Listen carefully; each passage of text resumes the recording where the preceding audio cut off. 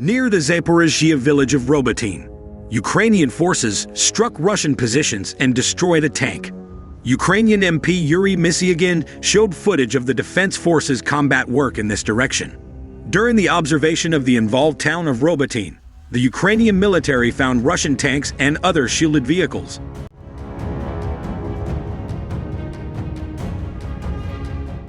For direction, they sent reconnaissance drones from members of the Ukrainian Volunteer Army.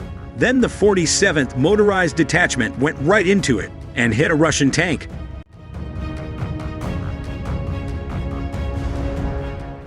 After being hit, the Russian tank burst into flames.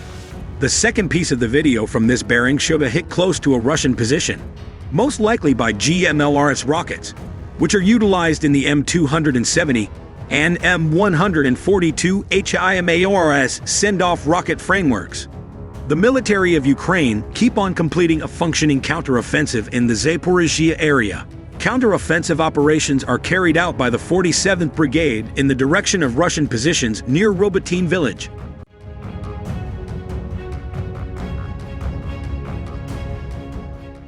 Valery Marcus, the 47th Brigade Sergeant Major, made it clear on June 29 that the counter-offensive was successful. During an offensive in the Zaporizhzhia region, this brigade recently captured a Russian T-72B3 tank. The previous week, the Ukrainian military destroyed several Russian T-72B3 tanks in the same direction as the invaders' unsuccessful attempt to retake captured positions. Because of the Ukrainian fire, the Russians lost 3 tanks and another 3 withdrew. In the Zaporizhzhia area, Ukrainian military powers likewise went after Russian protected vehicles in the town of Zhyryabyanki.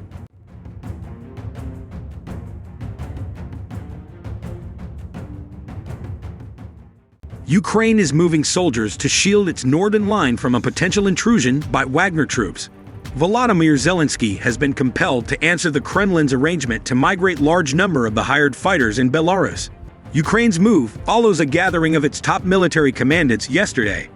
Thereafter, President Zelensky said via online entertainment, Serhiy Mayev, Northern Commander, and Commander-in-Chief Valery Zaluzhny have made the decision to implement a set of measures to strengthen this direction.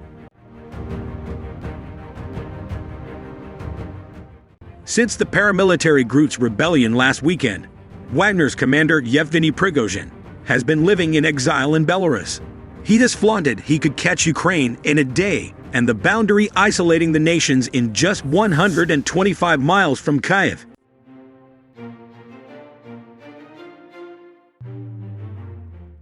In the outcome of last Saturday's revolt by Wagner, which saw a huge number of vigorously outfitted troops hold onto the city of Rostov, where in southern Russia, it seemed the gathering and its alluring chief had been minimized by the Kremlin.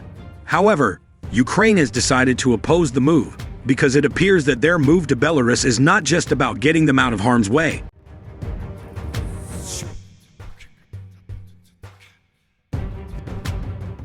Wagner is additionally proceeding to select fighters from urban areas across Russia for future tasks. Even though Prigozhin and Vladimir Putin appear to be at odds, and the Kremlin has threatened to disband Wagner, it would appear that the group is going about its business as usual.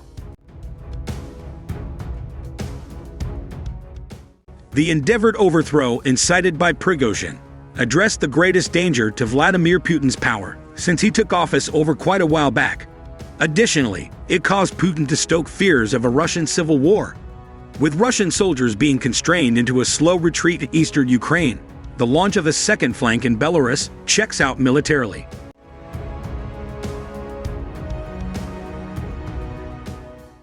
Belarusian President Alexander Lukashenko has seemed anxious to have Wagner. Its troops could also be used to support the dictator, who is facing widespread opposition from protesters.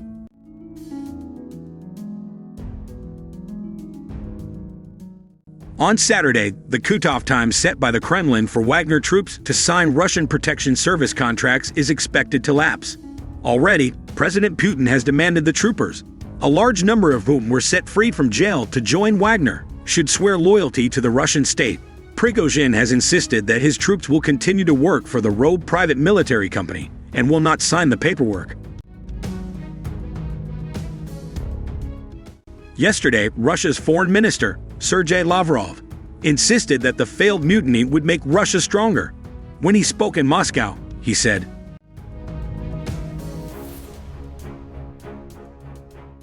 "Assuming anybody in the West feels a little skeptical, that is their concern. Much thanks to you for your interests about our public advantages, yet there is compelling reason need."